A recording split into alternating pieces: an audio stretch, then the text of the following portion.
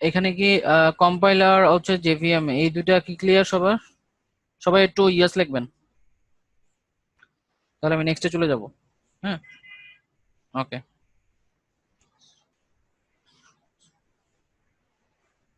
ঠিক আছে।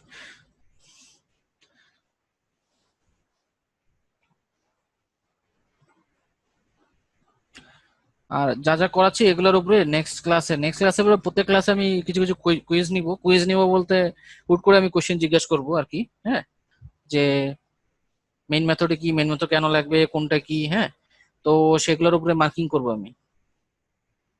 ঠিক আছে, তো সবাই রেডি থাকেন, প্রত্যেকটা ক্লাসে রেডি থাকেন, আর প্রয়োজন বলে ভিডিওগুলো দেখে নিন।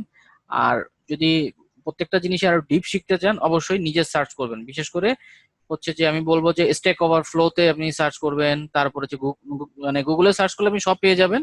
আর স্ট্যাক ওভারফ্লো হচ্ছে যে কোনো প্রবলেমের সলিউশন যদি পেতে চান সেখানে সার্চ করবেন। ঠিক আছে, কারণ কারোর পক্ষে আসলে পুরা A to Z শেখানো সম্ভব না। এটা আসলে যার ইচ্ছা থাকবে তাকে একটু আগায় দিলে সে আর একটু আগায় নিতে পারবে নিজেকে। হ্যাঁ? ঠিক আছে, আমি জাভার কিছু ফিচার সম্পর্কে জানি। আগে ফিচার গুলা কি কি, এটার পরে কি এটাই ছিল? ঠিক আছে, জাভার ফিচার হচ্ছে যে জাভা হচ্ছে সিম্পল। জাভা সিম্পল বলা হচ্ছে এই জন্য, এটা আমরা অলরেডি জানি যে হচ্ছে যে যেহেতু সকল সিনট্যাক্স গুলো C++ এর উপরে বেস করেই হচ্ছে যে তৈরি করা হয়েছে, এবং জাভা সেই জন্য বলা হয় easy to learn and use. তারপর হচ্ছে অবজেক্ট ওরিয়েন্টেড, প্ল্যাটফর্ম ইন্ডিপেন্ডেন্ট। ঠিক আছে, জাভা হচ্ছে যে অবজেক্ট ওরিয়েন্টেড এবং প্ল্যাটফর্ম ইন্ডিপেন্ডেন্ট। অবজেক্ট ওরিয়েন্টেড বলতে জাভাকে আমরা জাভার কোনো কিছু যদি কাজ করতে চাই, তাহলে অবশ্যই আপনাকে একটা অবজেক্ট ক্রিয়েট করতে হবে এবং সেই অবজেক্ট নিয়েই আপনাকে কাজ করতে হবে। হ্যাঁ, তো জাভা হচ্ছে যে অবজেক্ট ওরিয়েন্টেড। আর প্ল্যাটফর্ম ইন্ডিপেন্ডেন্ট বলতে হচ্ছে যে প্ল্যাটফর্ম আমরা কি বলি, যে লিনাক্স মানে প্ল্যাটফর্মের সংজ্ঞাটা আমরা একটু আগে দেখলাম যে প্ল্যাটফর্ম হচ্ছে যার উপরে মানে সফটওয়্যার গুলো রান করে, যে মাল্টিপল সফটওয়্যার গুলো রান করে সেটাকে আমরা প্ল্যাটফর্ম বলতেছি। যেমন হচ্ছে যে উইন্ডোজের উপরে অনেকগুলো সফটওয়্যার রান করে, উইন্ডোজ একটা প্ল্যাটফর্ম, লিনাক্স একটা প্ল্যাটফর্ম, ঠিক আছে, ম্যাকওএস একটা প্ল্যাটফর্ম। তো প্ল্যাটফর্ম ইন্ডিপেন্ডেন্ট কারণ হচ্ছে যে আপনার প্রত্যেকটা অপারেটিং সিস্টেমের জন্য আলাদা আলাদা জেভিএম আছে, এবং ওই জেভিএম গুলা হচ্ছে যে আপনার জেভিএম এর কাজ হচ্ছে বাইট কোডটাকে মেশিন কোডে কনভার্ট করে। তার যে কোনো একটা বাইট কোড হচ্ছে আমি যে কোনো একটা পিসিতে যদি রান করে অন্য অন্য লিনাক্স বা ম্যাক ওএস এ যদি আমি সেই বাইট কোডটাকে চালাতে যাই, সেখানে যদি জেভিএমটা থাকে তাহলে সেক্ষেত্রে কিন্তু আমি রান করতে পারবো। ঠিক আছে, এবং আলাদা আলাদা অপারেটিং সিস্টেমের জন্য আমরা জেডিকে কিন্তু ইনস্টল করতে পারবো, এবং জেডিকে ইনস্টল করলে জেভিএমটাও কিন্তু সেক্ষেত্রে চলে আসবে অটোমেটিক্যালি। হ্যাঁ, তো সেই জন্য হচ্ছে যে আর জেভিএম থাকলেই মেনলি হচ্ছে যে বাইট কোড থেকে মেশিন কোডে কনভার্ট করছে, আর সেক্ষেত্রে হচ্ছে বাইট কোডটা হচ্ছে যে কি যে কোনো অপারেটিং সিস্টেমই কাজ করছে, এই জন্য বলা হচ্ছে প্ল্যাটফর্ম ইন্ডিপেন্ডেন্ট। তারপর হচ্ছে CQ, robust, architecture neutral, portable. Portable মানে হচ্ছে যে আমি ওই যে বাইট কোড যেটা জেনারেট করি, আমি যে কোনো একটা পেন ড্রাইভ বা কোনো কিছুতে নিয়ে আমি যদি অন্য জায়গায় আমি ইউজ করতে চাই, সেটা কিন্তু আমি রান করতে চাই সেটা কিন্তু করতে পারবো, কিন্তু সেক্ষেত্রে অবশ্যই জেভিএম থাকতে হবে। ঠিক আছে, তারপর হচ্ছে dynamic interpreted, high performance, multi threading, distributed. তা জাভার এইসব ফিচার গুলো, এইসব অ্যাডভান্টেজ গুলো জাভার ক্ষেত্রে আছে। হ্যাঁ, যার জন্য হচ্ছে জাভা আজ এত পপুলার। তো এগুলোর সম্পর্কে একটু বিস্তারিত আমরা জানি। জাভা সিম্পল হচ্ছে যে এক হচ্ছে যে সিনট্যাক্স বেসড অন C++, এটা আমরা অনেকবার শুনেছি। তারপর অটোমেটিক গার্বেজ কালেকশন হয়। গার্বেজ কালেকশন কি হচ্ছে যে আপনার যখন অবজেক্ট ক্রিয়েট হয় জাভার মানে জাভা প্রোগ্রাম যখন ইউজ করবো, যখন অনেকগুলো অবজেক্ট ক্রিয়েট হবে, যখন মানে অবজেক্ট নিয়ে কাজ করবো, যখন অবজেক্ট যখন বারবার ক্রিয়েট হবে সেগুলো হচ্ছে আনইউজেবল অবজেক্ট থাকবে, সেগুলোকে অটোমেটিক্যালি গার্বেজ কালেক্টরের থ্রুতে সেটাকে রিমুভ করা হয়। যেটা হচ্ছে যে C++-এ মেবি এটা মানে এই অপশনটা নেই। হ্যাঁ, আর করলেও এটা ম্যানুয়ালি করতে হয়। আর জাভা হচ্ছে object oriented because it satisfy OP feature. ওপির ফিচার কি কি, যেমন class, object, abstraction, inheritance, polymorphism. মানে এইসব বৈশিষ্ট্যগুলো যেসব অবজেক্ট ওরিয়েন্টেড প্রোগ্রামে আছে, আপনি একটু গুগলে সার্চ করে দেখবেন সবাই, যে ওপির বৈশিষ্ট্যগুলো মানে C++ কেন, মানে C++ না, আপনার ওই যে C# বা PHP, এগুলো অবজেক্ট ওরিয়েন্টেড প্রোগ্রামিং কেন বলা হয়। ঠিক আছে, তখন দেখবেন যে এইসব ফিচার গুলো চলে আসবে, class, object, abstraction, inheritance, polymorphism. তারপর প্ল্যাটফর্ম ইন্ডিপেন্ডেন্ট বললাম, Java is platform independent. Platform independent এটাও আমি একটু আগে বললাম। এখন নেক্সটে যাই। নেক্সটে আমি হচ্ছে জাভা ইজ সিম্পল এবং এখানে যে জিনিসটা দেখেন, এখানে হচ্ছে প্রত্যেকটা প্ল্যাটফর্মের জন্য আলাদা আলাদা ভাবে আপনাকে কিন্তু জেআরই কিন্তু ইনস্টল করতে পারছেন, সেটা লিনাক্স হোক, উইন্ডোজ হোক, ম্যাক ওএস। যার ফলে আপনি যখনই জেআরই ইনস্টল করবেন, জেভিএম ইনস্টল হবে, এবং জেভিএম এর সাথে সাথে আপনি কিন্তু ওই যে বাইট কোড যেটা আছে সেটা কিন্তু সকল প্ল্যাটফর্মে আপনি কিন্তু রান করতে পারবেন। ঠিক আছে? তো আপনারা কি সবাই কি ইনস্টল করেছেন, না কেউ কেউ এখনো করতে পারেন নাই? একটু বলেন, লজ্জা পাওয়ার কিছু নাই। মানে যে করেন নাই সে বলেন।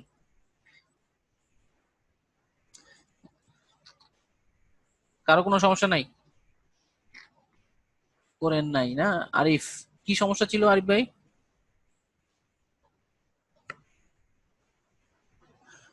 তুষার, তুষার নো, তুষারও করেন নাই?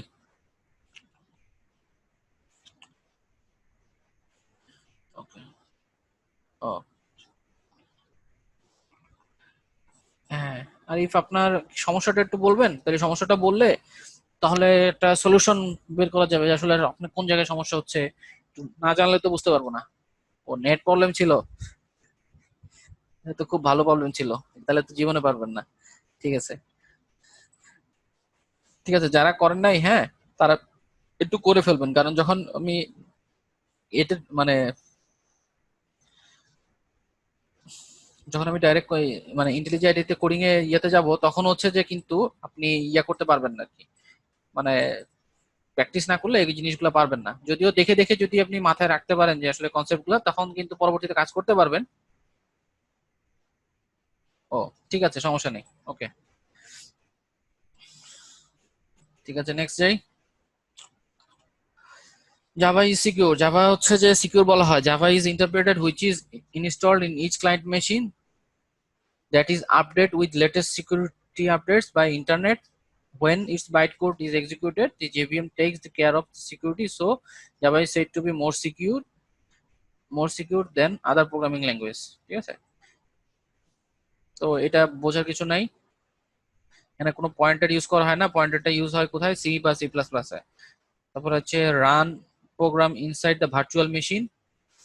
ভার্চুয়াল মেশিনের আন্ডারে রান হয়, এটা ডাইরেক্ট হচ্ছে যে ওএস এর উপরে রান হয় না, যার জন্য হচ্ছে যে সেটাকে, মানে এই আরেকটা রিজন যে জাভাকে সিকিউর বলা হয়। যখন কোনো জিনিস ডাইরেক্ট ওএস এর উপরে রান হবে, তখন সেটা মানে সেটার চাইতে যদি এমন হয় যে যে কোনো কিছু আরেকটা প্ল্যাটফর্মের উপরে রান হয়, তখন সেটা মোর সিকিউর। সেক্ষেত্রে হচ্ছে জাভা হচ্ছে যে রান হচ্ছে যে কি inside virtual machine, not directly on হচ্ছে ওএস।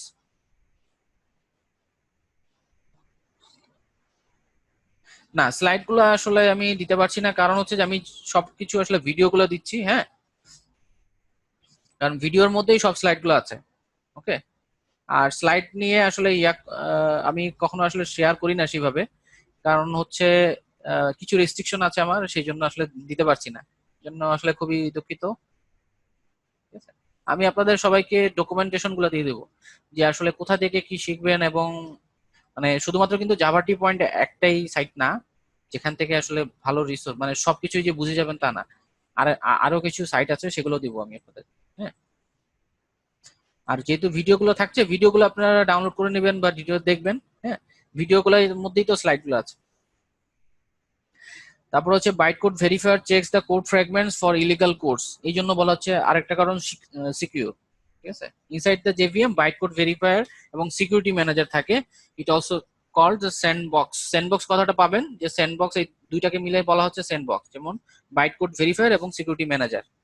তো এটার ডিটেলস যদি জানতে চান একটু, আমি গতকালকে না গত পরশুদিন আমি হচ্ছে যে ফেসবুকে একটা, মানে আমাদের গ্রুপে একটা পোস্ট দিয়েছিলাম, ওই গ্রুপে একটা পোস্টের মধ্যে ঢুকবেন, তাহলে এগুলো সব সম্পর্কে জেনে যাবেন। ইলিগাল কোড কি? ইলিগাল কোড হচ্ছে যে আপনি যদি কোডের মধ্যে কোনো চেঞ্জেস করে থাকেন, বা চেঞ্জ করে আপনি অন্য কোনো কিছু দিতে চান, যে বাইট কোড আপনার জেনারেট হয়েছে এটা, বা অন্য কিছু আপনি দিয়ে দিয়ে থাকেন, তাহলে সেই ক্ষেত্রে, বা আপনি বাইট কোডটা আপনি জেনারেট করার পরে সেটার মধ্যে কোনো এডিটিং করে অন্য কিছু করেছেন, তো সেই ক্ষেত্রে ওই সব জিনিসগুলো চেক করে আর কি। আর মানে ইলিগালি কোনো কিছু করতে চান, মানে এই সব জিনিসগুলো আসলে চেক করে।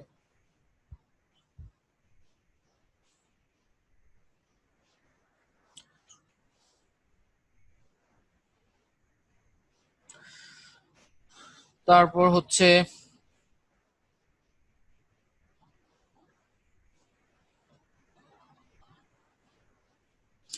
ওকে, Java is strong and robust.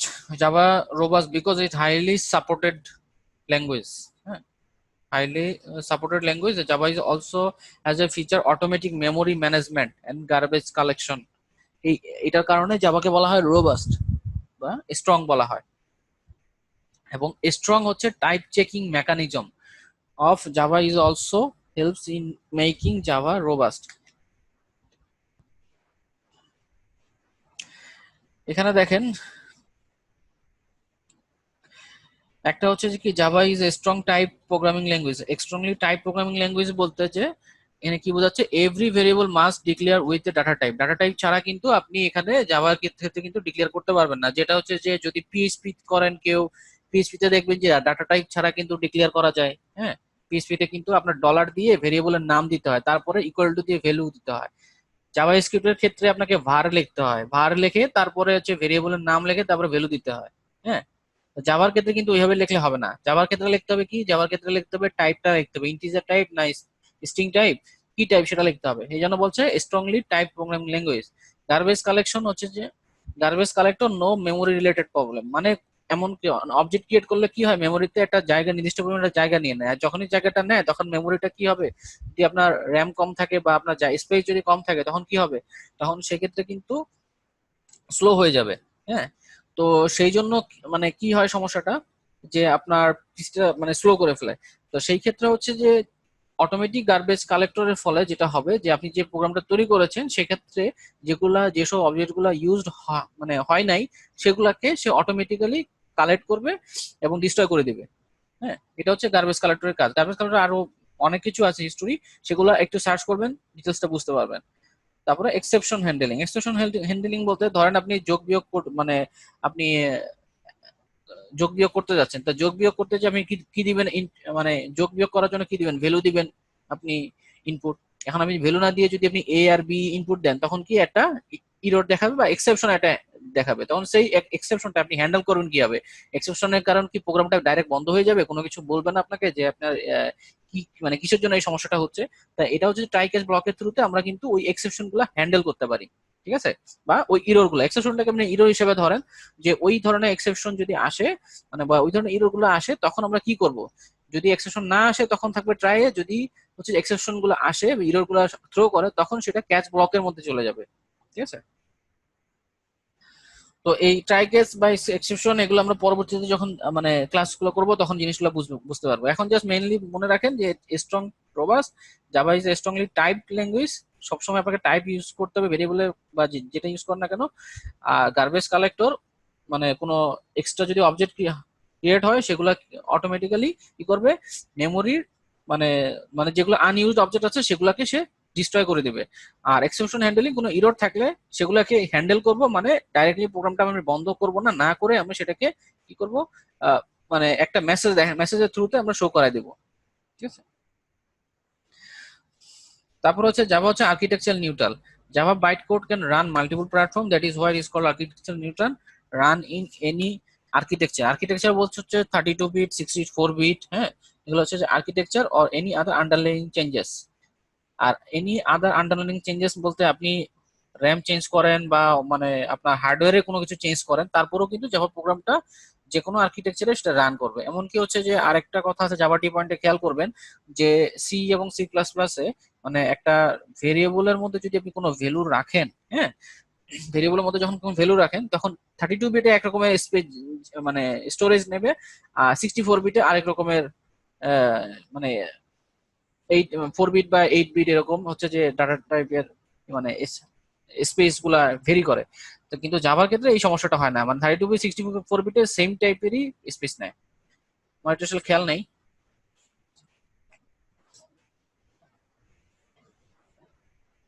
ওকে, তারপরে হচ্ছে যে পোর্টেবল। পোর্টেবল আমি অলরেডি বলেছি, byte code anywhere where is a JVM. ঠিক আছে, তারপরে হচ্ছে কি ডাইনামিক। ডাইনামিক মানে anything happens at run time is considered as dynamic. Anything happen at run time. Run time environment কোনটা, রান টাইম হচ্ছে যে ওই যে জাভার জেভিএম, যেটা জেভিএম এর মধ্যে যা যা হচ্ছে ও মানে জেআরই মানে মেনলি হচ্ছে যে জেভিএম না, জেআরইটা হচ্ছে যে রান টাইম এনভায়রনমেন্ট, মানে জেআরইর মধ্যে যত কিছু হচ্ছে সেটাই হচ্ছে যে রান টাইম এনভায়রনমেন্ট মানে বলা হচ্ছে, ঠিক আছে? মানে জেআরির ভিতরেই তো জেভিএম আছে, তারপরে মানে জেডিকে এর মধ্যে কি থাকে, জেআরই থাকে, কিন্তু জেআরির মধ্যে জেডিকে থাকে না, মানে ওই স্ট্রাকচারটা একটু খেয়াল করবেন, যেটা আমি দেখিয়েছিলাম কোন ক্লাসে মনে পড়ছে না আমার ঠিক। এই যে এটা, ঠিক আছে, এই যে এটা জেআরই হচ্ছে যে run time, Java run time environment. এটা এনভায়রনমেন্টের মধ্যে কি হয়, যা কিছু হচ্ছে সবকিছু ডাইনামিক্যালি হচ্ছে। ওকে, মানে এখানে আপনাকে কিছু করতে হচ্ছে না। এর মধ্যে কি লাইব্রেরি থাকে, জেভিএম থাকে, মানে এই এই এই ইমেজটা কিন্তু অনেক গুরুত্বপূর্ণ। হ্যাঁ, এগুলা মানে ছোটখাটো জিনিস মনে হইতে পারে, কিন্তু এর মধ্যে এইসব জিনিসগুলো যত ভালো বুঝবেন ততই আপনার আরো জিনিসগুলো ক্লিয়ার হবে।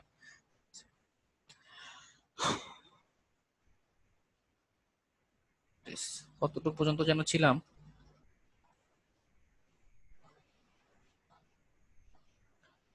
মাল্টি থ্রেড, ওকে, এতটুকু ছিলাম। নেক্সট হচ্ছে যে আমরা কি হাই পারফরমেন্সটা আমরা জেনে নেই আজকে, জাস্ট এই ফিচারগুলো জেনে নেক্সটে আমরা ডাটা টাইপ নিয়ে শুরু করব। হ্যাঁ, মেবি অনেকেরই হচ্ছে ডাটা টাইপ সবকিছু ক্লিয়ার। হ্যাঁ, তো এটা ক্লিয়ার অনেকেরই মেবি আছে, কিন্তু হচ্ছে তারপরে এগুলো শুরু করতে হচ্ছে প্রথম থেকে, কারণ হচ্ছে যে আপনার অনেকেই মেবি মানে কিছু কিছু আছে জানেই না কিছু, বা কেউ আছে আজকে ফার্স্ট ক্লাস করছে, বা সি প্লাস প্লাস মাত্র শুরু করেছে। হ্যাঁ, তো এখান দিয়ে মোটামুটি একটা আইডিয়া নিয়ে নিলে পরবর্তীতে ক্লাসে আপনার জন্য সুবিধা হবে জিনিসগুলো আর বুঝতে। ঠিক আছে,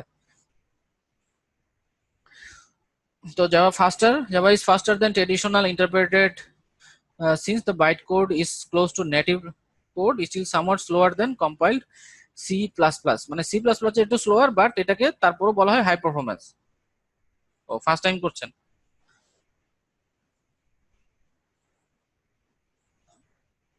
ফার্স্ট টাইম করছেন কি মানে কঠিন লাগছে না সহজ লাগছে?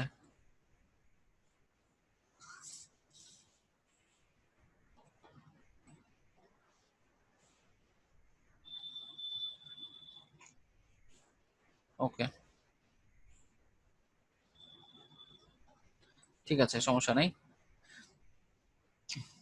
চেষ্টা করবো যতটুকু মানে বোঝানো যায় আর কি, মানে সবকিছু আসলে সবাই বুঝতে পারবে না, আর অনেকে মাথার উপর দিয়ে যাইতে পারে। ঠিক আছে, যখন মাথার উপর দিয়ে যাবে তখন আসলে অন্যভাবে দেখাতে হবে। হ্যাঁ,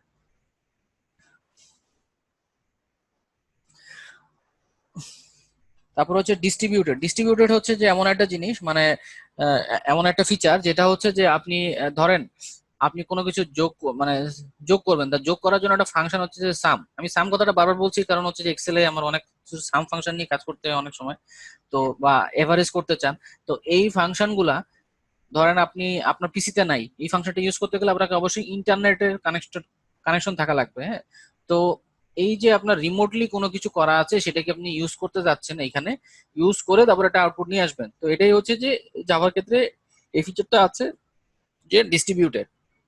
We can create a distributed application in Java in if the functionality is distributed across the multiple machine. Such type of application is called distributed application. RMI হচ্ছে রিমোট মেথড ইনভোকেশন, আর ইজেবি নামে আরেকটা ইয়ে আছে, এটা আসলে আমার খেয়াল নাই কি।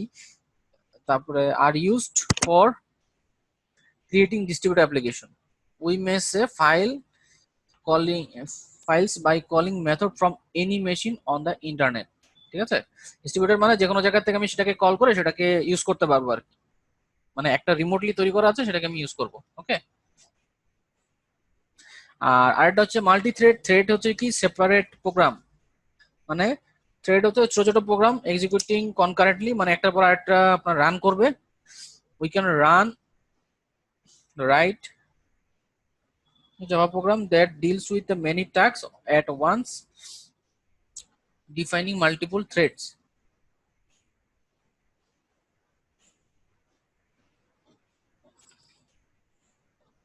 না স্লাইড থেকে না, স্লাইড তো আসলে ওই যে থিওরি ক্লাসগুলো শুধু স্লাইড। ঠিক আছে, স্লাইড থেকে কি আর শিখলে হবে?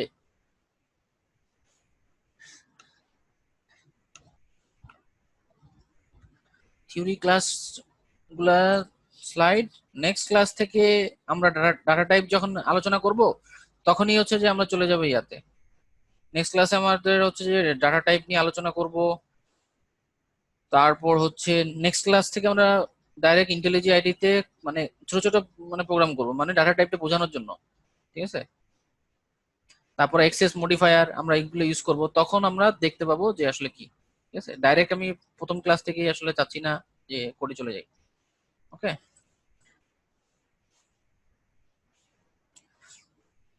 মাল্টি থ্রেডটা বুঝতে পেরেছো? মাল্টি থ্রেড হচ্ছে যে মানে ছোট ছোট একটা প্রোগ্রাম এক্সিকিউটেড মানে কনকারেন্টলি।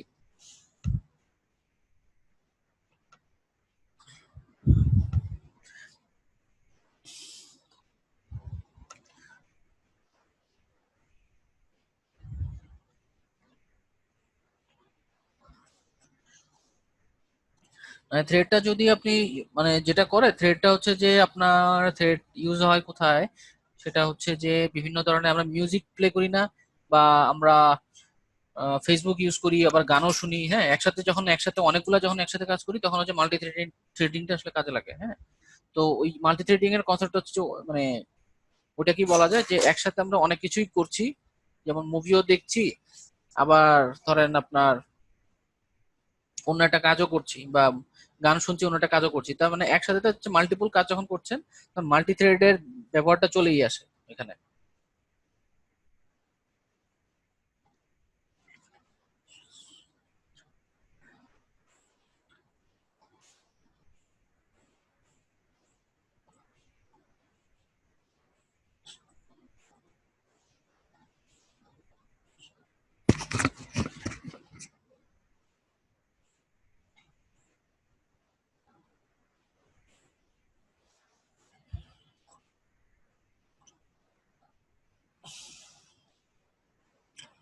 ঠিক আছে, আজকে আমরা ডে 3-তে আমরা ডাটা টাইপ নিয়ে আলোচনা করব, এবং ডাটা টাইপ শুরু করব, তারপর হচ্ছে যে মডিফায়ার, এক্সেস মডিফায়ার, এগুলো নিয়ে কাজ করব, এবং নেক্সট ক্লাসে পসিবিলিটিস আছে যে আমরা কোডিং এ চলে যাব ডাইরেক্ট। হ্যাঁ, ঠিক আছে, আর এর মধ্যে যারা ইন্টেলিজেন্ট আইডি আছে সবকিছু ইনস্টল করে নেবেন, আর আমি সবাইকে মেল করে দিব যা যা লাগবে।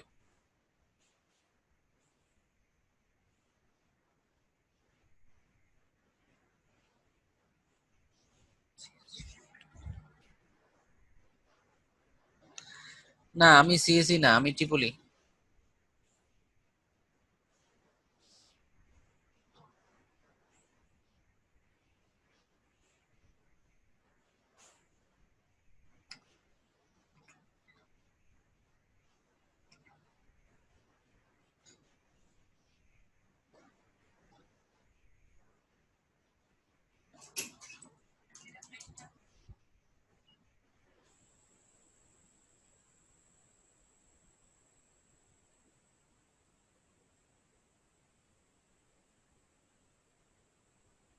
গ্রুপে অ্যাড হতে পারছেন না? ও হ্যাঁ, গ্রুপে আমি অ্যাডের লিঙ্কটা দিচ্ছি, দাঁড়ান একটা মিনিট।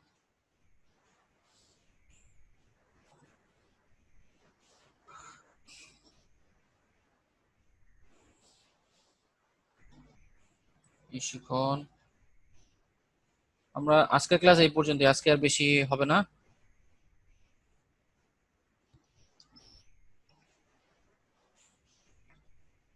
শিখন,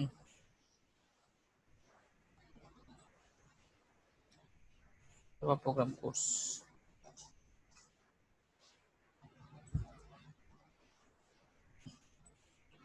আমি গ্রুপের লিঙ্কটা দিয়ে দিচ্ছি।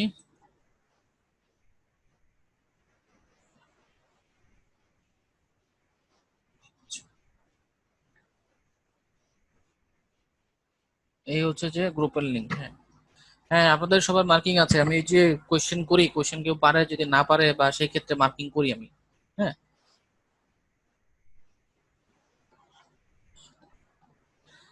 পারফরমেন্স যার ভালো তা না, মানে মোটামুটি রেসপন্স করে, বা আমার চিন্তা ভাবনা হচ্ছে যে একজন হচ্ছে যে টিম টিম লিডার বানাবো। হ্যাঁ, যে হচ্ছে যে একটা রিভিউ ক্লাস মানে নিবে, বা একটা গ্রুপ করবে, গ্রুপের মধ্যে তারা ডিসকাশন করবে। হ্যাঁ, মানে চিন্তা ভাবনা আছে, এখন দেখি যে করতে পারি কিনা। কারণ হচ্ছে যে অনেকে মেবি এমন হতে পারে যে অনেকে বুঝতে পারবে। হ্যালো?